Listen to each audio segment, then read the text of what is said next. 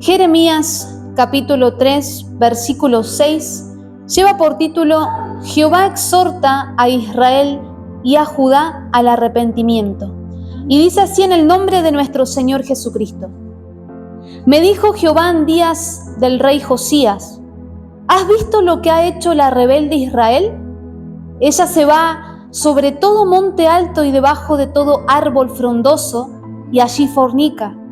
Y dije, después de hacer todo esto, se volverá a mí. Pero no se volvió. Y lo vio su hermana la rebelde Judá. Ella vio que por haber fornicado la rebelde Israel, yo la había despedido y dado carta de repudio. Pero no tuvo temor la rebelde Judá su hermana, sino que también fue ella y fornicó. Y sucedió que por juzgar ella cosa liviana su fornicación, la tierra fue contaminada y adulteró con la piedra y con el leño. Con todo esto, su hermana la rebelde Judá no se volvió a mí de todo corazón, sino fingidamente. Amén. Glorificamos a Dios, hermanos. Gloria a Dios, gloria a Dios, gloria a Dios para siempre. ¿Pueden tomar sus asientos? Libro de Jeremías, amén, profeta que fue llamado por el Todopoderoso para poder exhortar a líderes y al pueblo lo que ellos estaban haciendo en el secreto, en sus corazones, la idolatría que había en aquel momento, no solo en el tiempo de Jeremías, sino también podemos ver en los profetas como Isaías, como Ezequiel.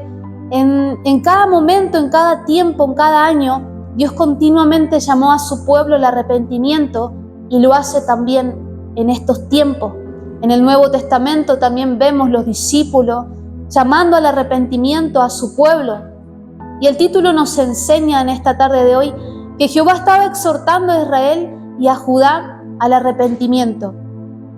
¿Qué acontece para poder conocer el contexto bíblico en el tiempo en el que nosotros nos encontramos? El reino del norte había caído ante Asiria. Cuando el rey Salomón estaba reinando, el reino se divide en dos, en Israel, 10 tribus, y en Judá, amén. Y es por eso que Jehová habla de Israel y de Judá en aquel tiempo. Cuando Israel cae ante Asiria en cautiverio, vemos que había una lección que Judá tenía que tomar por lo que estaba viendo con Israel, la caída que ellos habían tenido por sus pecados, por sus rebeliones, pero Judá no prestó atención. ¿Qué acontecía? Dios le estaba hablando a Jeremías en el tiempo del rey Josías. El rey Josías fue un rey que tuvo temor de Dios en su corazón y llevó al pueblo al arrepentimiento genuino.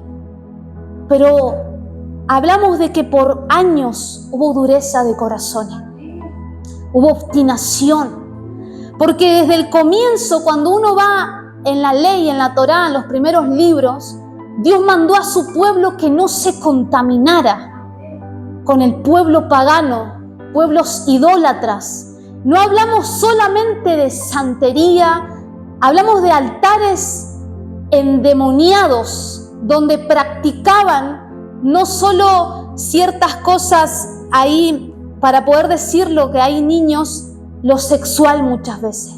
Había contaminación, no solamente física, sino moral, mental, espiritual, de todo tipo de contaminaciones. Tiempos en los cuales también estamos viviendo.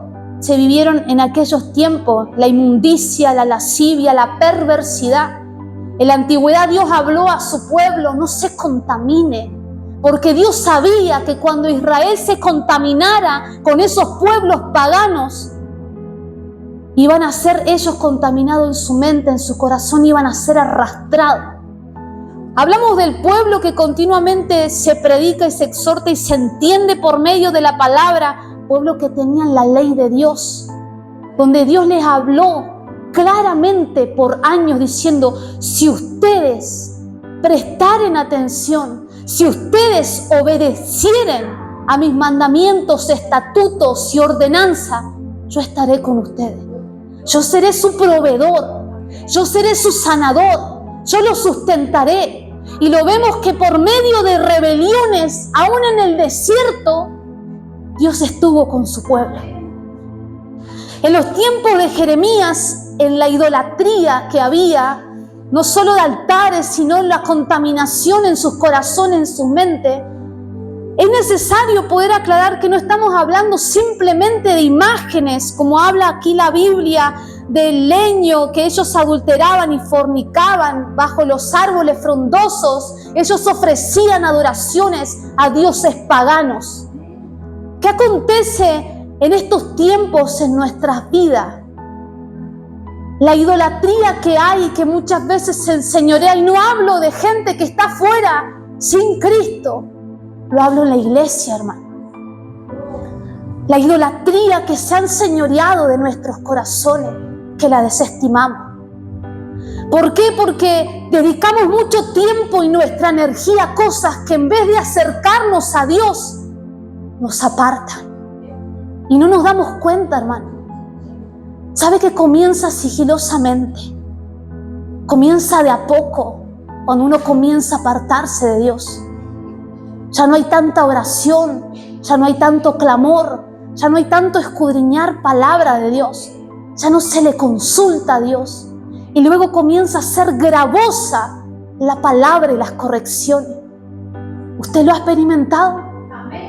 Todos hemos experimentado que la idolatría se enseñoree de nuestros corazones y nos aparte de Dios. Y sabe que todo está basado en nuestros propios deseos. Muchas veces lo que acontece es que al alejarnos de Dios vamos detrás de todas aquellas cosas. Y no solamente idolatrizamos quizá el trabajo material, la familia, esta vida, sino también nuestras emociones y nuestros sentimientos. Idolatrizamos la ira, idolatrizamos la falta de perdón, el rencor. Y esas heridas no sanadas se convierten en una idolatría en nuestras vidas. ¿Por qué? Porque aquello está primero, antes que Dios.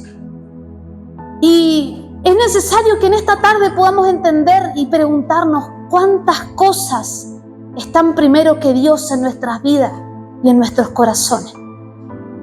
La Biblia nos enseña en el libro de Jeremías que el pueblo tenía escrito en su corazón el pecado. Y eso nos lleva a hacer reflexionar que hay cosas que están escritas en nuestros corazones y que todo está relacionado en nuestro ser. Cuando Dios creó al hombre y la mujer, Dios creó algo perfecto, algo en equilibrio. Dios es un Dios de orden que cuando todo estaba desordenado, Él lo comenzó a ordenar. Y por equilibrio no solo hablamos que la gente en estos tiempos persigue el poder estar en bienestar físico. Dios tenía todo en equilibrio, en la mente, en el área espiritual, porque el hombre se comunicaba con Dios. Pero el pecado entró en nuestras vidas. La Biblia dice en el libro de Romanos que el pecado entró por un hombre y con el pecado la muerte. Por cuanto todos pecaron, todos estamos destituidos de la gloria de Dios.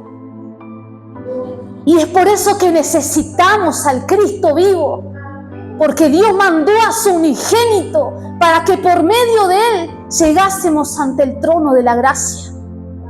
Porque con nuestras propias fuerzas no lo podemos hacer.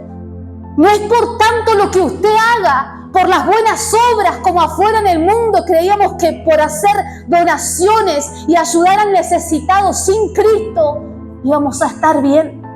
No es así. Y dentro de la iglesia tampoco es por buenas obras. Las buenas obras vienen cuando hay un corazón convertido y arrepentido que demuestra un arrepentimiento genuino y se ve por medio de nuestro fruto que Cristo vive en nuestras mentes, en nuestros corazones, y la palabra está en nuestras almas. ¿Cuántas veces caminamos a nuestro parecer creyendo que estamos bien? Y la verdad, ciertamente, la pregunta es ¿cómo nos ha ido cuando le hemos dado la espalda a Dios? ¿Cómo nos ha ido cuando Dios, en medio de sus advertencias, le damos la espalda? La Biblia dice que la insensatez del hombre tuerce sus caminos. Y luego, ¿qué acontece? Luego el hombre se irrita contra Jehová. ¿Sabe cuánta gente se pregunta, incluyéndonos muchas veces, ¿por qué, Dios? ¿Por qué? ¿Sabe cuánta gente que se le ha predicado la palabra y luego termina en hospitales o en acontecimientos físicos o con sus familiares? Pregunta, ¿y dónde está Dios? En estos tiempos donde Dios está enviando juicio al mundo entero, ¿sabe qué hace la gente? En vez de regresar a Dios, en vez de volverse a Dios, se pregunta, ¿y Dios? Si Dios es un Dios de amor, ¿por qué acontece todo esto? Precisamente, todo lo que está aconteciendo es permitido por Dios. ¿Por causa de qué? Del mismo pecado, de la misma obstinación. Pero si realmente estuviésemos atentos, eso nos haría volver de regreso al Padre. ¿Qué acontece? La persona se endurece. Y es lo que estamos viendo en estos tiempos. El libro de Jeremías, capítulo 3, versículo 10 dice: con todo esto, su hermana la rebelde Judá no se volvió a mí de todo corazón, sino fingidamente. ¿Sabe qué hablaba Dios a Jeremías? Que Israel ni siquiera trataba de aparentar obediencia a Dios. Sucedió que por juzgar esa cosa liviana su fornicación, la tierra fue contaminada y adulteró con la piedra. Con todo esto, su hermana la rebelde Judá no se volvió a mí de todo corazón, sino fingidamente. Y me dijo: Jehová ha resultado justa la rebelde Israel en comparación con la desleal Judá.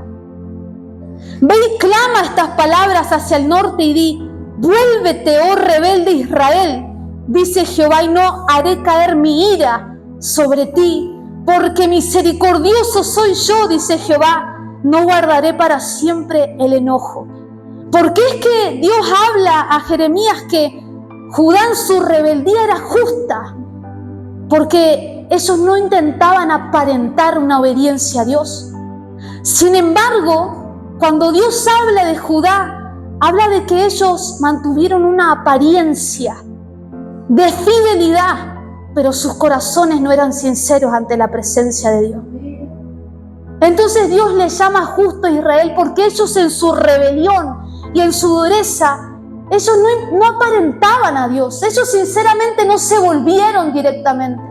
Pero Judá, viendo que Israel había sido cautiva por Asiria, viendo que ellos pasaron diferentes situaciones, en vez de volverse a Dios, siguieron siendo rebeldes.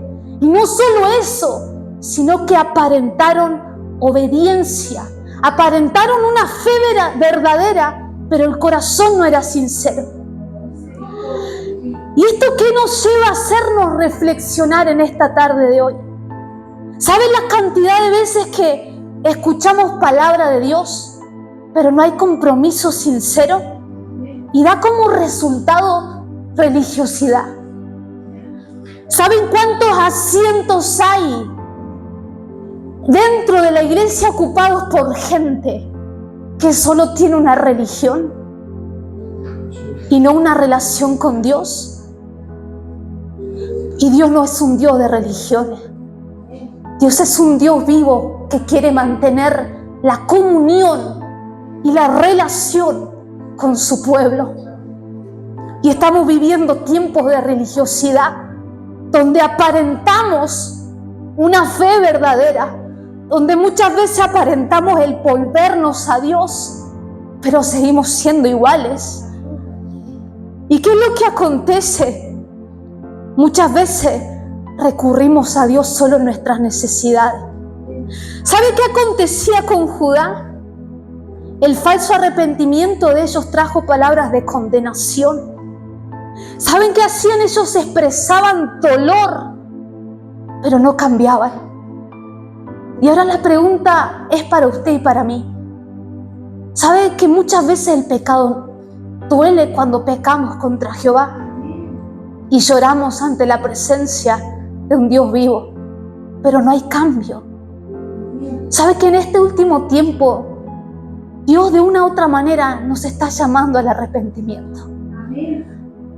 Dios siempre nos va a llamar al arrepentimiento. ¿Y sabe qué pasa? Está ese dolor. Judá fingía. Quizás nosotros no finjamos dolor, quizás ciertamente lo sintamos. Pero el no cambiar realmente ante la presencia de Dios es pecado. ¿Sabe qué?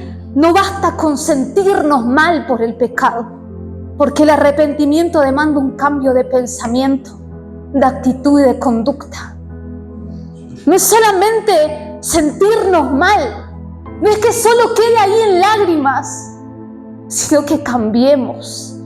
Y usted lo sabe, al igual que mi persona, cuando realmente hemos cambiado.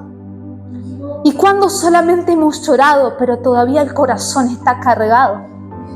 ¿Saben que Dios es tan perfecto que Él siempre nos amonesta en nuestros corazones? Estamos viviendo un tiempo de tanto emocionalismo que solamente se expresa dolor o sentimientos hacia el pecado como lágrimas, llanto o por los labios. Uno puede decir sí, puede ser que me haya equivocado, porque inclusive hay tanta justificación que en medio del dolor se nos justificamos. Y Dios no tiene la culpa. Si viéramos nosotros nuestras actitudes erróneas como una ofensa ante Dios, realmente podríamos comenzar a entender lo que significa vivir para Él. Usted y mi persona pensamos, cuando una actitud es errónea, que le ofendemos al Dios vivo. Pensamos cuando nos apartamos de Dios en la idolatría de nuestras propias emociones, en el afán del trabajo, en el afán de esta vida terrenal, que ofendemos a un Dios santo, que nos da su palabra y por medio de su palabra nos da vida. Si realmente lo pensásemos, no tardaríamos tanto en arrepentirnos y cambiar. Y el cambio no se produce con su fuerza, hermano. Porque cuántas veces usted y mi persona hemos querido cambiar y nos hemos propuesto en nuestros corazones, pero no lo hemos hecho. Es porque necesitamos al Espíritu Santo. En la antigüedad, reyes que endurecían sus corazones a Dios, solamente volvían a Dios en momentos de necesidad. Y no para arrepentirse, sino para preguntarle qué iba a acontecer con ellos. Cuando uno escudriña Jeremías, capítulo 25, habla de los 70 años de desolación. Y dice en el nombre de Jesucristo, Jeremías 25:3, desde el año 13 de Josías, hijo de Amón, rey de Judá, hasta este día, que son 23 años, ha venido a mí palabra de Jehová. Y ha hablado desde temprano y sin cesar, pero no oísteis. Y envió Jehová a vosotros todos sus siervos los profetas, enviándoles desde temprano y sin cesar, pero no oísteis, ni inclinaste vuestro oído para escuchar.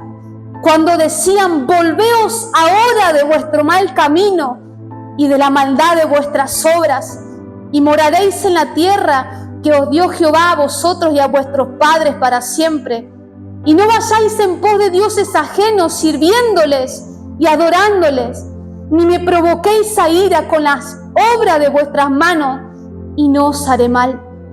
Pero no me habéis oído, dice Jehová, para provocarme a ira con la obra de vuestras manos, para mal vuestro.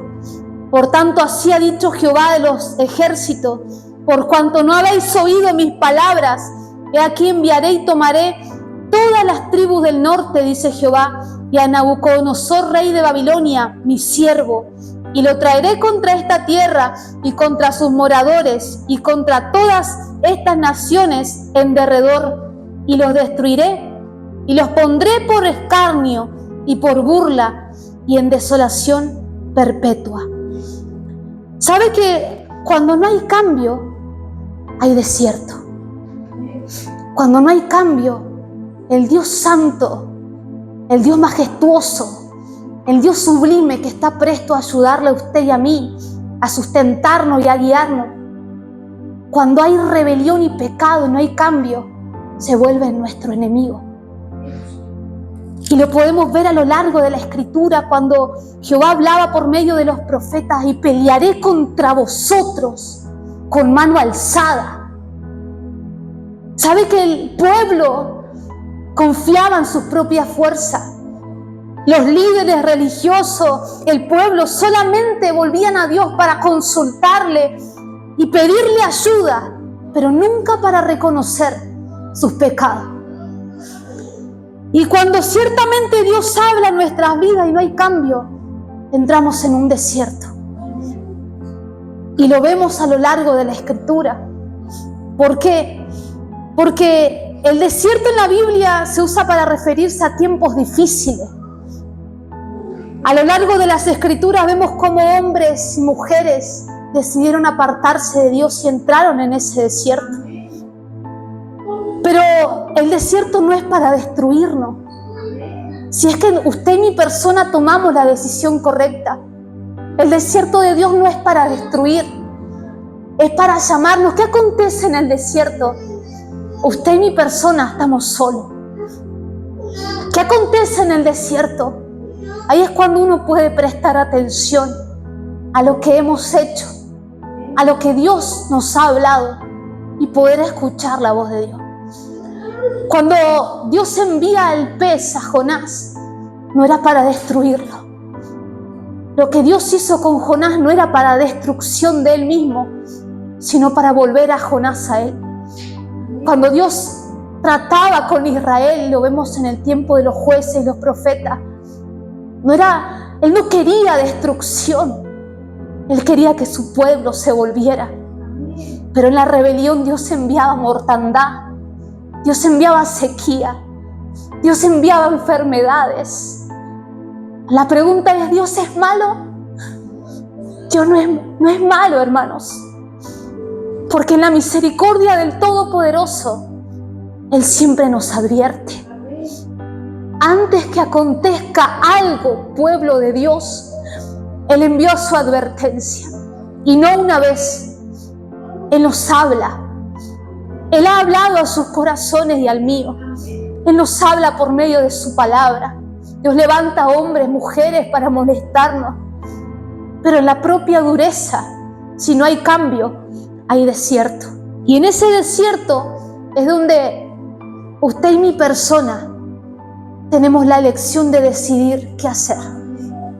Porque cuando nos alejamos de Dios pedimos cobertura, pedimos protección. Pero ¿cómo un Dios santo que no tiene parte con el pecado podrá proteger la vida de alguien que no quiere obedecer en sus corazones? En medio de esa dureza de corazón no hay cobertura de Dios y se le da derecho legal al enemigo. Dios trata con nuestras vidas de una u otra manera. Pero ¿sabe qué pasa? Acontece en estos tiempos que hay mucha dureza de corazón y Dios comienza a tratar de una u otra manera. Para algunas personas en lo económico, en lo físico, en lo material, en el cuerpo, con los hijos, con la familia. ¿Sabe que el hombre y la mujer podemos soportar el dolor? No sé si usted alguna vez ha tenido alguna dolencia y ha seguido trabajando, ha seguido haciendo sus quehaceres. Lo hemos hecho. Tenemos algún dolor en una parte del cuerpo, pero podemos seguir. Ese dolor se irradia, pero si lo soportamos, seguimos. Ese dolor continúa. Pero físicamente y científicamente hay gente que puede tolerar el dolor y seguir. Hay gente que quizás no lo tolera. ¿Y esto qué nos lleva en nuestra vida espiritual? Muchas veces caminamos heridos en el alma, en los pensamientos, en el corazón. Y eso hace que en vez de acercarnos a Dios nos alejemos. Pero todo tiene un límite, hermano. De alguna otra manera, Dios algo va a hacer. Así como lo vemos en el Antiguo y en el Nuevo Testamento, Dios algo hace para hacernos volver a Él. Y ciertamente si nosotros en nuestros propios cuerpos físicos podemos soportar el dolor, Dios dice, bueno, trataré con tu familia o con lo que más duele. A veces uno puede soportar el dolor físico o lo que está en el corazón, pero Dios sabe dónde tratar para que nos volvamos a Él. Y ciertamente el pecado comienza a arrastrar. Nos damos cuenta tarde porque perdemos mucho. Pero ¿saben qué? Aún en el desierto hay esperanza. Aún en el desierto hay esperanza. Si usted y mi persona podemos tomar las buenas decisiones. Pero ¿qué acontece? ¿Sabe cuánta gente en el medio de la dificultad llega a Dios? En el medio del proceso de la enfermedad, no llegó antes. Llega cuando hay dolor. Llega cuando Dios comienza a tratar de una otra manera, pero no antes, hermano. Y cuando nosotros nos volvemos a Dios en oración y comenzamos a orar, decimos, ¿pero cómo? Si yo me volví a Dios, si estoy orando y no pasa nada, sigo igual. Sigo con esta enfermedad, sigo con esta necesidad. Y si nosotros tenemos ese pensamiento, estamos muy equivocados. Muchas veces al buscar a Dios en nuestra necesidad, en la enfermedad y en el problema, se ve lo que está en el corazón. Que realmente Dios para nosotros no es lo primero, sino una opción. Y eso Dios lo ve. ¿Y qué nos lleva a esta palabra? No busquemos a Dios por la recompensa. No busquemos a Dios por las añadiduras. No busquemos a Dios por los dones. No busquemos a Dios por lo que Él le pueda dar materialmente, económicamente o en la salud. Busquémosle por lo que es Él. ¿Sabe cuánta gente se decepciona por ese pensamiento que tiene? Pequé, me volví a Dios, estoy orando nuevamente, estoy orando y Dios no hace nada. Eso es lo que pensamos. Pero ¿saben? Hombres y mujeres nos dan testimonio que aún en el trato de Dios dijeron, Dios es fiel. Dios da y Dios quita. Sea el nombre de Jehová bendito, dijo Job. Y estamos en un tiempo de errores, hermano, en que la gente solamente se vuelve a Dios por el momento, por la añadidura, porque sabe que Dios le puede sanar, o por algo del momento, pero no algo genuino y verdadero. Y lo vemos en nosotros mismos.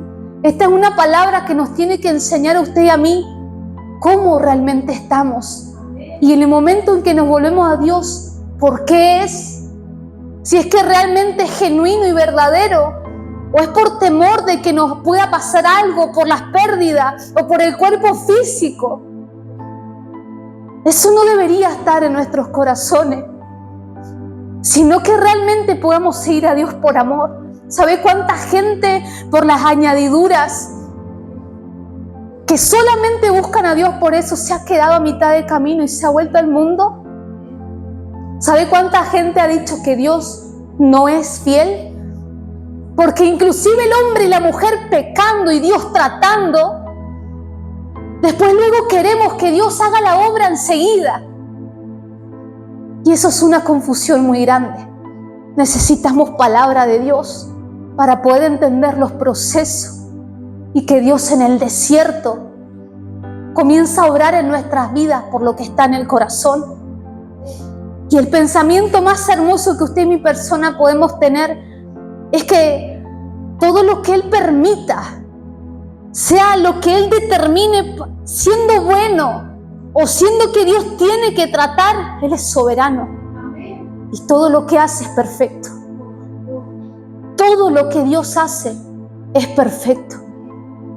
Muchos han quedado en el desierto ¿Saben que si Pablo se hubiese quedado con las culpas, con las amarguras, hoy no estarían escritas las epístolas que son de tanta bendición?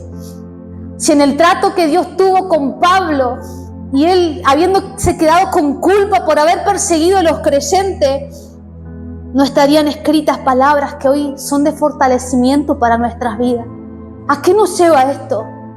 Que no nos quedemos en el desierto, que no elijamos mal, que ante toda situación Dios tiene todo el poder, porque aún en el desierto y en el proceso Dios dijo: vuélvete, Israel, si te volvieres a mí. Y la Escritura nos enseña: si me buscaren con todo su corazón, si realmente se volvieren a mí y cambiasen, todo sería diferente. Y es necesario que podamos reflexionar en lo que usted y mi persona estamos viviendo. Y la Biblia nos enseña claramente: si David no se hubiese humillado cuando fue confrontado, no estaría escrito el salmo del arrepentimiento y la plegaria pidiendo purificación. ¿Qué nos enseña? Que aún en medio de la circunstancia y de los errores hay tiempo para volvernos a Dios. Aún en el trato, David nos enseña que aún más allá de las consecuencias por su pecado, pudo experimentar el perdón de Dios y el gozo de la salvación. Y él pudo decir: no quites de mí tu Santo Espíritu. Y eso nos enseña a poder rogar ante la presencia del Todopoderoso. Que si realmente no ha habido cambio y estamos transitando un desierto, no nos quedemos ahí. Que si realmente han habido situaciones que volvemos a tropezar, hoy podemos pedirle a Dios: ayúdame, Jehová. La Biblia nos enseña claramente cuando el pueblo de Dios se humillaba, lo que Dios hacía. Y Él dijo: no tendré en cuenta tus pecados. Pero eso no significa que sea borrada la consecuencia. Aún así, Él nos ofrece fortaleza para poder pasar las diferentes situaciones.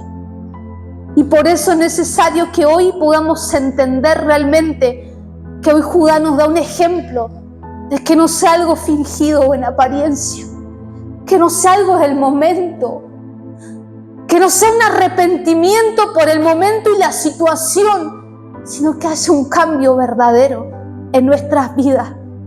Que usted no tenga que estar con tanto dolor cargado por el endurecimiento del corazón, sino que Dios nos ofrece su misericordia y su gracia. Muchas veces el alma rehúsa consuelo y los salmistas lo declaraban por medio de los salmos. Pero es necesario que nosotros, por medio de la palabra que nos vivifica, podamos entender lo que Dios quiere es que regresemos a Él.